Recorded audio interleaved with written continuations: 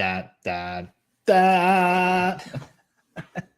Good morning, good afternoon, and good evening to you all. Welcome down the Security Rabbit Hole to yet another edition of the Down the Security Rabbit Hole podcast. I am Raph, and to my that way is James. I was gonna say there's a lot less options today. If it's just the two of us, like I'm either left or right. I don't, there's no center, there's no other, corners. Right. It's just one. That's or the right. other. That's Nice correct. All right. Well, you guys got just us on the mic this week. We don't do these very often, but I thought now would be an appropriate time because we've had some very eclectic conversations lately, and I think now would be a really good time to have sort of an intimate you and I conversation about some of the things that we're seeing and we want to talk about. And I want to talk less than you today because I took a puck to the jaw at hockey today and it hurts. I got rid of my face, the full cage, and put on just to have it just a shield, and it just doink. I was like, now, did you go ahead and put the full face cage back on after that, or you like, no? I mean, fine. We don't play hard. These are just like 17 and 18-year-old kids that we play with, which are like a light year better than I am. Listen, it doesn't matter how hard you play. The puck is the same density either way. This is true. This is true. Thank you for that. So I'm fixing that by medicating. Nice. with a slightly different option. But all right. So episode's titled "The Law of Diminishing Returns Rides Again." But and I want to get into some what that means. But first, it is Friday, July 7th as we record this, and I know you guys are all thinking the exact same thing. 4 hours ago, Zuckerberg posted that he had 40 million? 70 million? I don't know. A lot of million signups. Hold on. I'll tell you exactly. What did he post? Right. I just had it in front of me. What's that? Get the numbers right. We don't want to be off by any here. 70 million signups on Threads as of this morning. 70 million. That's like 64 million bots, dude. That's a lot. I know. I was actually just thinking, like, I wonder how many of those got banned immediately after being signed up. I don't think they're going to ban anybody because they want the numbers. Not from what I've been seeing. I don't know. I just see what I see on Twitter, man. I see a lot of people saying real quick. So I don't know. Really? I'm not on it, so I don't use Instagram. I don't, So I've been on Instagram. I've been on Instagram for a while. I mean, I use Facebook because my parents and family back home, so we send stuff back, pictures, mainly pictures.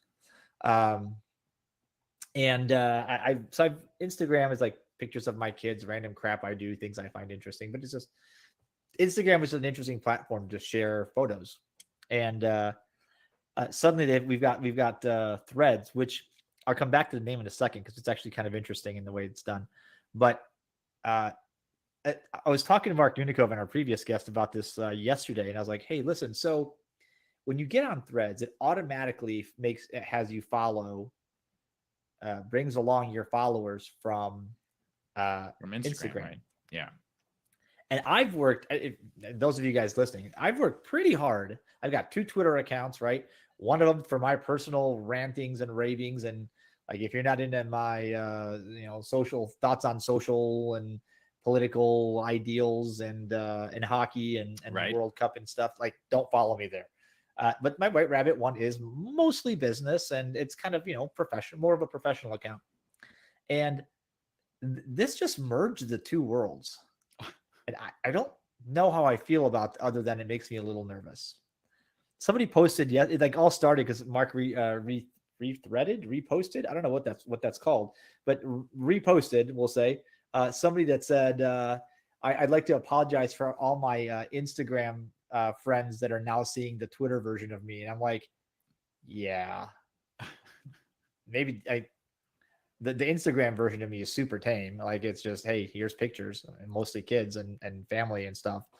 And then Twitter's like all the people that follow me on Instagram are going to all of a sudden look at Twitter on my like rants and raves and my like as I start getting kind of the professional persona out, and they'll be like, what's going on here? So I don't know. I'm curious how you guys feel if you've signed up. If you're one of the 70 million people that have signed up, which is arguably, I think it's officially a shit ton. That's a lot. That's a lot. That's a lot. But you know what? I mean, God, dude, how many more systems can we come up with to try to sit there and send our message out to?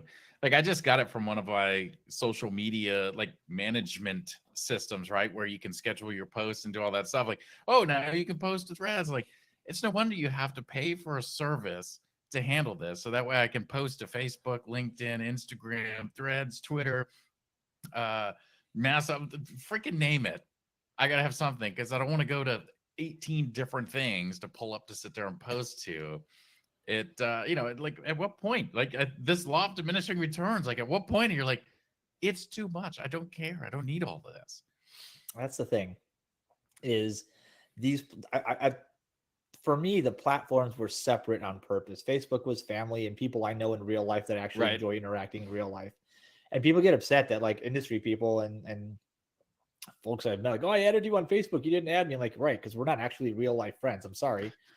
Like, and you're probably not going to want to see, I probably don't care what you post and you probably don't care what I like. This is not like, we're not that kind of friends. Instagram was a different world, like kind of an entirely separate world for me. And then Twitter was mostly just sort of outbound, like a release, just a place to talk. But if you think about the way Threads is done, one of my big gripes with Twitter for forever has been if there's like somebody puts a post, a tweet up, and like 9 people reply, eventually you're just replying to everybody all the time, and you're not really sure where which thing you're replying to. Threads actually tags your reply to the thing that you're replying to. So it creates a little brand. It actually creates a thread with little sidebar branches as things go. And that's actually interesting because if you want to actually have a conversation, which arguably I don't think Twitter was ever intended for, it was just intended as a megaphone platform for people feeling better about themselves, myself included at one point. But honestly, that's what the job was, right? You just go out there and you try to get as many followers as you can. Why? I don't know. It's what everybody else did.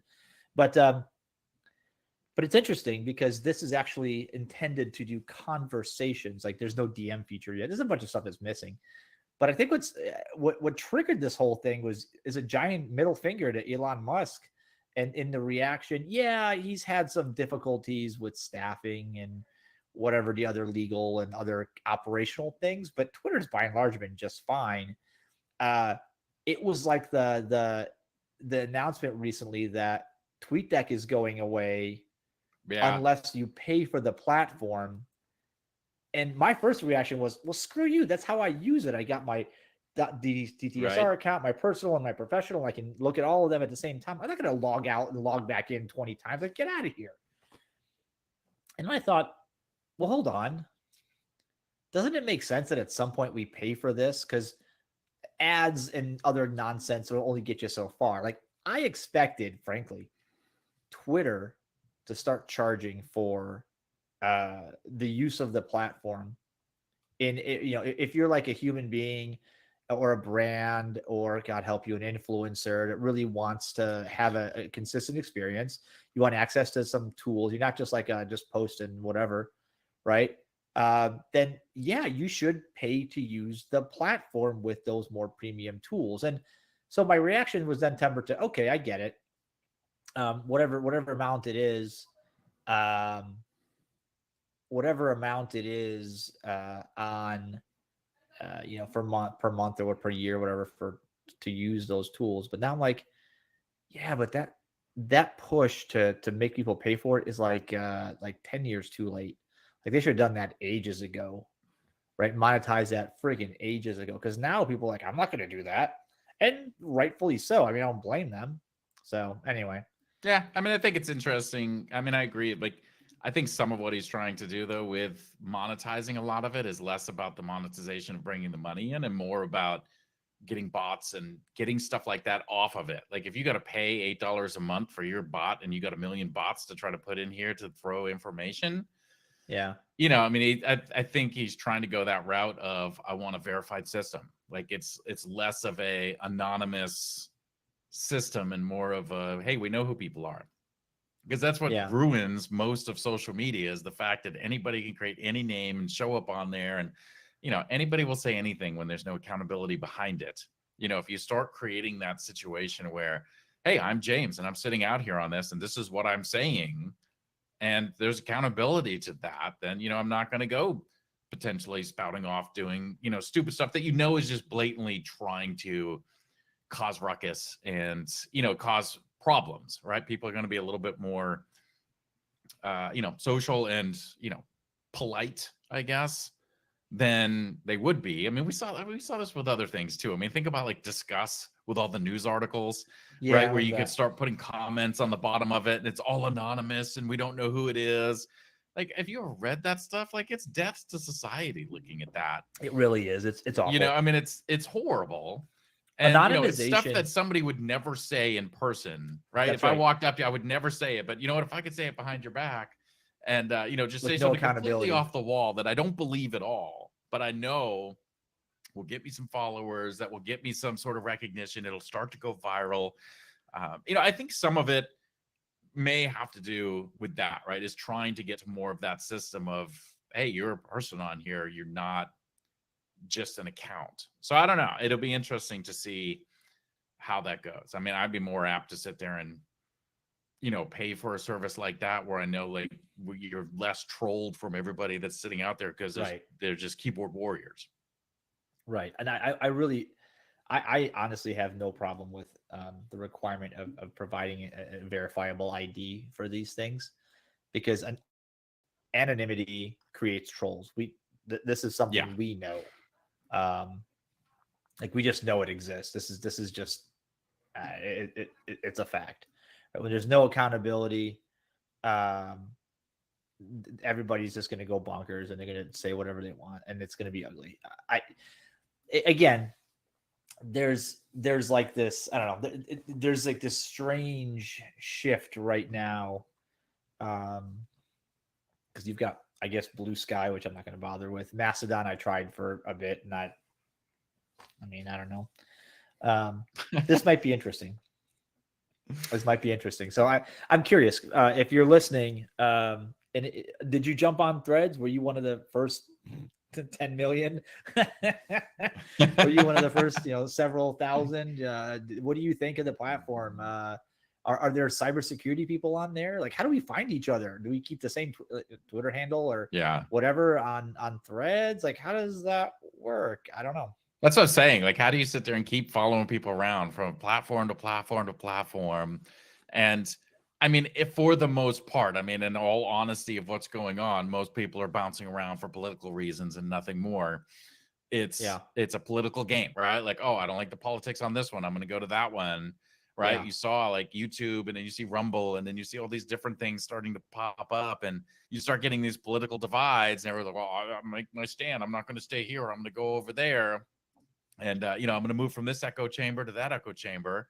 Yeah. Like, I'm not following everybody around in a bunch of these different places. Like, like, how do you sit there and keep up with that? There's something to that, man. There is 100% something to that. When you get to the point where what you're seeking is validation of your own views, and you don't want anybody to challenge your views, because it's like, sometimes it gets in the most ridiculous cases, it's hate speech. They said they didn't like me. Like, get out of here. Tough it out. We are such a weakling society. We just need to toughen the hell up. Seriously. And I'm not to get all philosophical, but I'm fairly, open to somebody having a diverse opinion, and I don't mind it, even if you're wrong or I'm wrong. Like, let's discuss it. I like how you start with like somebody else is wrong first. It's not me. Even if you're wrong, maybe me too. Like, I could. I mean, it could be me. There's a small chance I'm sometimes wrong. But I don't. This is. I mean, look, we could say this is endemic to cyber, but it's greater than us as well. Where everybody wants to be right. Everybody wants to validate themselves, and they can't stand criticism. They can't even stand objective debate um, on facts. And so it's pretty getting pretty scary. And I don't know.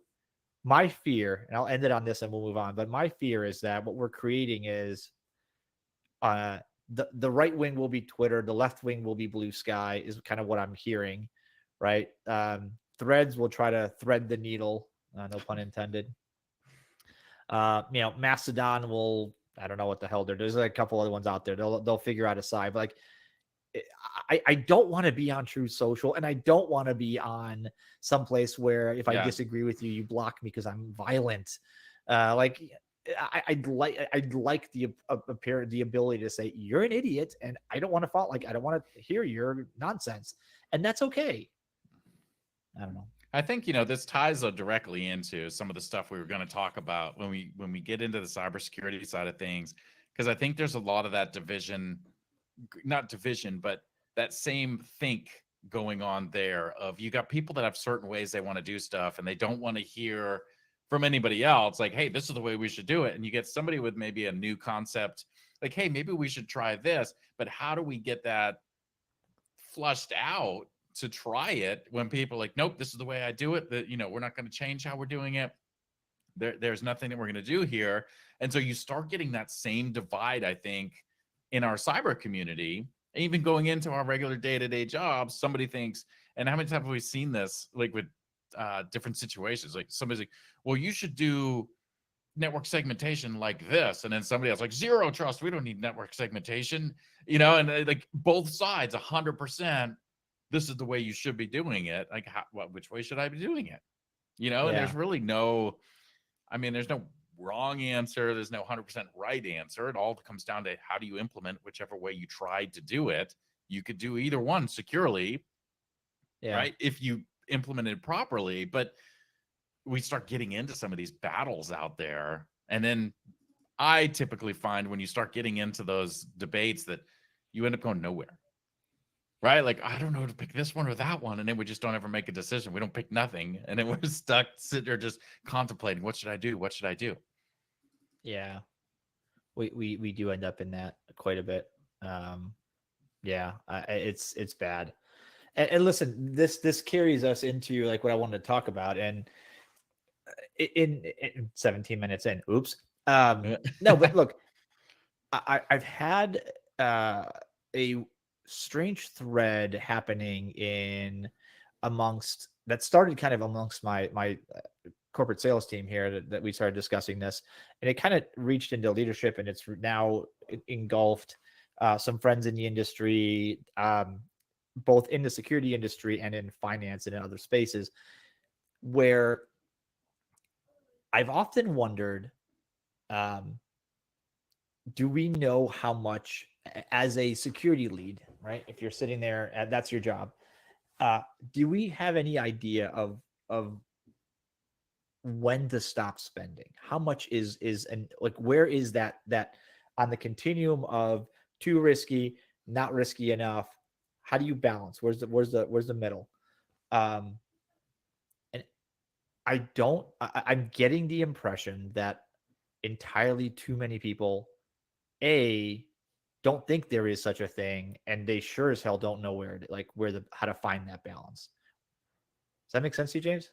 Yeah, no, I mean, you know, it reminds me a little bit of our last conversation that we had with our last guest, you know, talking about like, where's the right spot to be? Like, I'm a small company versus a big company. And I think that plays a lot into what we typically see in organizations, because, you know, you see like a Chase or Wells Fargo and they're like, we're spending, you know, $200 million a year on cybersecurity. And, you know, it's like setting this bar that everybody else is looking like, well, I got a way just to catch up. How do I get to that point? But at the same time, I think the conversation we have a lot here is how many security leaders have the business acumen to look at anything outside of their area to be able to say, okay, what makes sense for the business, right? We always look at it as tools, tools, tools. And we look at, I have to do compliance. I have to do this. Compliance says I have to have these tools in my development environment. I have to have this sim sitting out here. I need this new fancy thing. We're so busy looking at the small things that rarely are you seeing people lift their head up, and not just head up for the security group, but head up for the organization to say, I'm doing a lot of security here, but I've got a phone book app, or I've got something that doesn't require that much stuff. So to get to that point of what's the effort I need to put in for the organization that I'm sitting in, I don't know how many people take that step back and really look at it from that perspective, to say like, okay, this is the type of stuff we do, and is money the right factor that sits in that, right? Because I could go out and get open source tools, and I can get cheap tools and do the same things that I could go spend 100 times more for the top of the line tools. But did that make any difference? But my budget was different. Yep. So listen, I've often heard the metric that people use as a comparison, how to compare each other, is what's your percentage of your total IT budget is your security spend? But I mean, you could maybe, if you're really good, maybe it's maybe the comparison only works across similar companies in the same market segment of the same market cap, with the same number of employees, like that tiny little box that you can compare each other. But I don't even think that makes sense, because I would agree. Right. So it's not money. It's not how much you spend. It's not how many people you have. So it comes back to that word that I really, really don't think that enough people understand. We keep using that word risk. And no matter how often we hear it, I still don't know that we have a fundamentally good grasp of it. Like, he keeps using, it's the Inigo Montoya problem. You keep using that word. I do not think it means what you think it means. And it's like, okay, how much, because the risk formula is it's a mathematical equation to most companies when it comes to like how much credit card fraud is there in your system, right? And people will tell you, there's an equation that we have out of, we're willing to tolerate like 1.5%, 2.5%. I'm throwing numbers out. So, and well, it's like, how much risk and security can you tolerate? You're like, something to T, like greater than 0, less than 100 is my guess.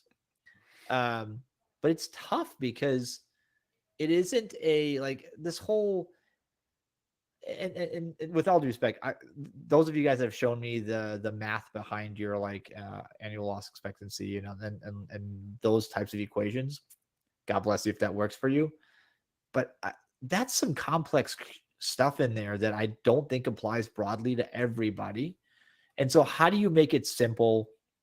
And how do you figure out? Because I know intuitively in my little brain that the first dollar you spend, right, on security is going to have a greater impact, like the very first, than the 10,000th, and then even that one's got a greater impact than the 100,000th, right? Because we all, like, we can pretty much say, okay, it goes like this, and eventually you hit the plateau.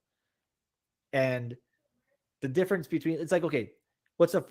Okay, we've got vulnerability management, we've got systems management, we've got anti-malware / EDR, we've got a SIM, and we've got web gateways. And you're like, so what do I add next? It's going to give me that same rate of return, that like level of risk decrease.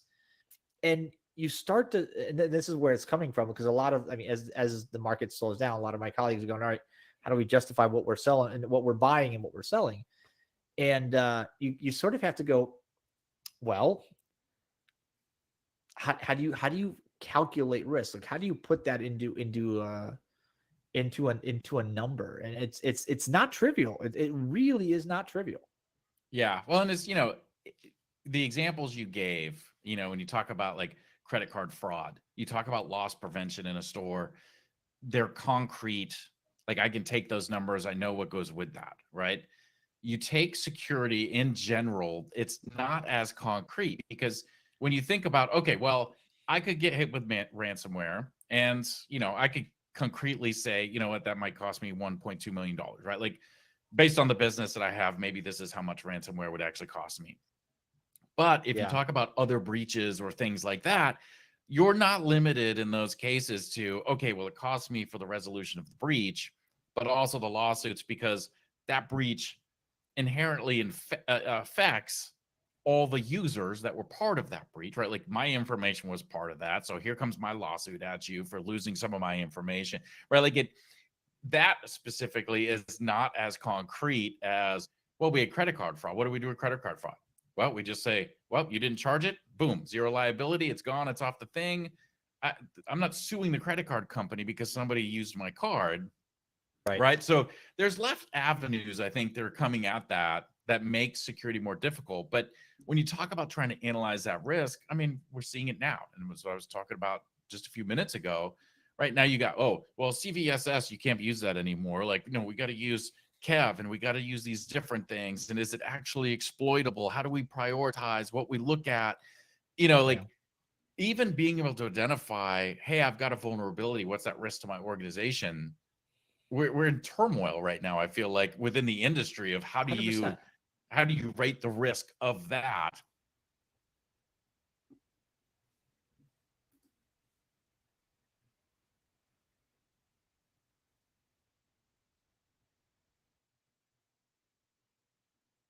Uh-oh.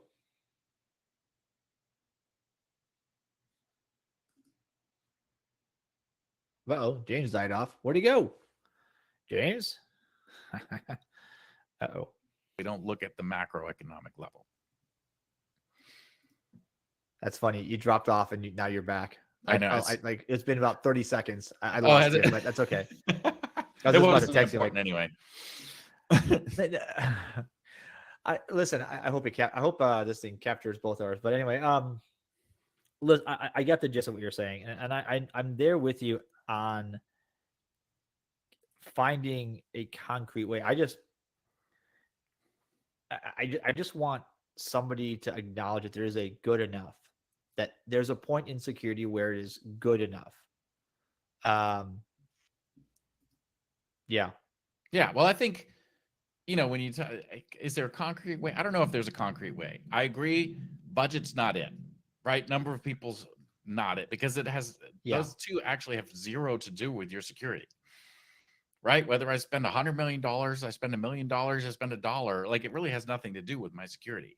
I could have come up with ways to go out and seal off certain issues without spending security budget to do that, right? So trying to pick those type of identifiers, as an industry, people try to use it. I think, that's one of those things, like I'm building my empire and that's just my excuse. I want more money. What would the exercise look like if we said, hey, listen, we're stripping you way down. You're not getting a ton of money. You're getting half the budget you have. Like, what can you do with this? Right? Like you get the minimal amount of tools. Which would you pick?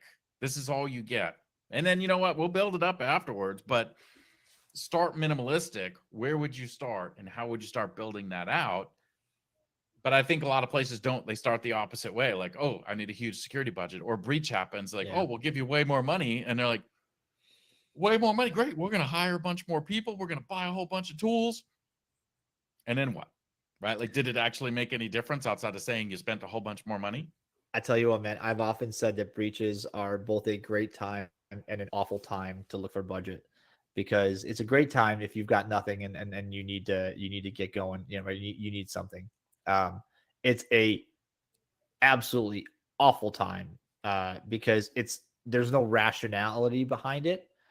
It's just it's like we need it, gotta go do it, go. And if you happen to be one of those people that gets a big budget boost from a breach, my advice to you is spend wisely, because at some point somebody's going to say, and because it feels like, oh my gosh, I potentially have an open checkbook, let's go buy everything we need. But somebody is going to say, boy, what are we doing? Like, what did you do with all that? Like, how much has that helped us? And that's a point where I think that's where we separate like really good security leaders from those that are sort of, making it till they, faking it till they make it, is is this something that you is this something that you really understand the mechanics of from a budgeting perspective? Because yeah, we can keep buying stuff, right? We can keep adding stuff, and it does mostly make us some increment more secure than previously. But if that's an interesting question though, and I think we've talked about this before. So I'm going to pose this to you guys listening. Whether you're on your treadmill or on the train or sitting in a car right now. If you're in a car, don't like pull over or save this thought for later. But if you had to pick 3 security technologies that you would go to war with, like that, those are the 3 you get to keep. Everything else goes away. What are they? What are those things? And then I mean, that's kind of a mental exercise, right? So to get you kind of thinking. And then what I really am interested in is and if you're on LinkedIn, I would love it if you jumped in and I'll post this up and I'll leave you guys space to reply on the Down the Security Rabbit Hole podcast page.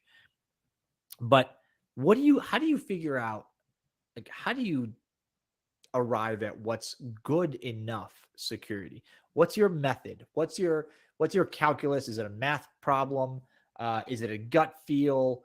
How do you get there? How do you and then how do you justify it, right? How do you figure out what good enough looks like so that you can defend it if you have to before the board, before the court of law, if that's necessary? Because the stuff gets litigated and somebody says you didn't do enough. You're like, well, we did good enough. Let me tell you why. And evidence is important.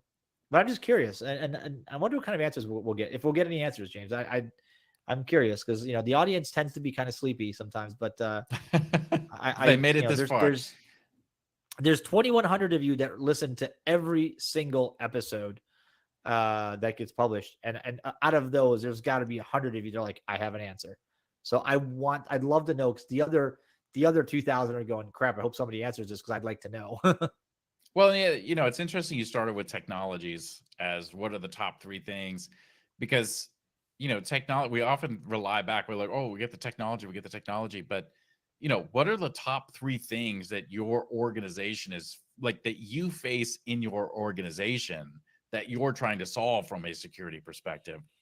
Because I think about, you've got organizations that don't have development teams, right? You don't have an AppSec issue, but you've got maybe a ton of customer service or telemarketing or, just average users that are dealing in email and, other pieces all day. So, is ransomware, that type of thing, like high on your list of, hey, if we can solve that problem and start mitigating against that, like that's half of our risk that we have right there. Now there's a technology that's going to go with that, but starting with, where are those issues? Like, what am I most concerned about? Because I agree when you were talking about the breach, a bad time for budget, because I feel like a lot of people, they kind of take that as the opportunity to get things that they want but don't need, right? And those are the things that is like, it'd be great to have this. Like, oh wow, pick a technology. I'd love to be able to have this.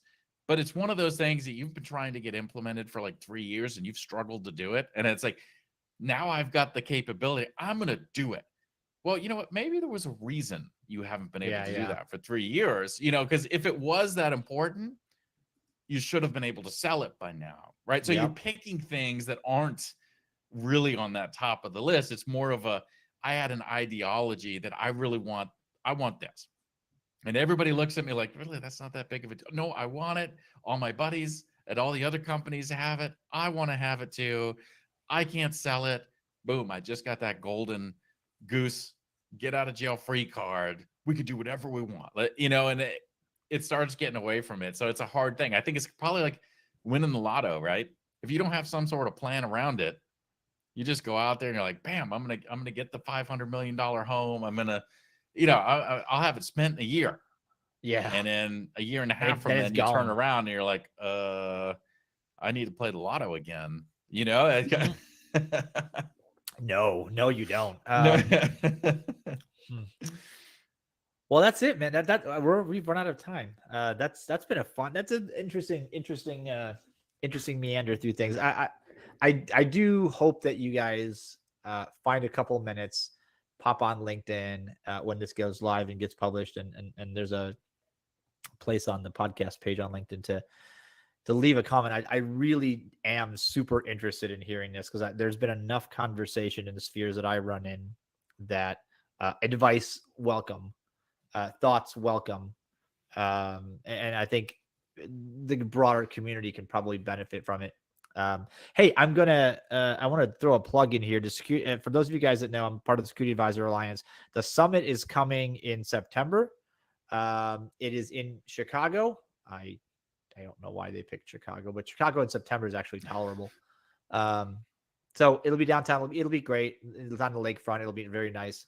But if you haven't, Security Advisor Alliance, if you haven't had a chance, please go check that out.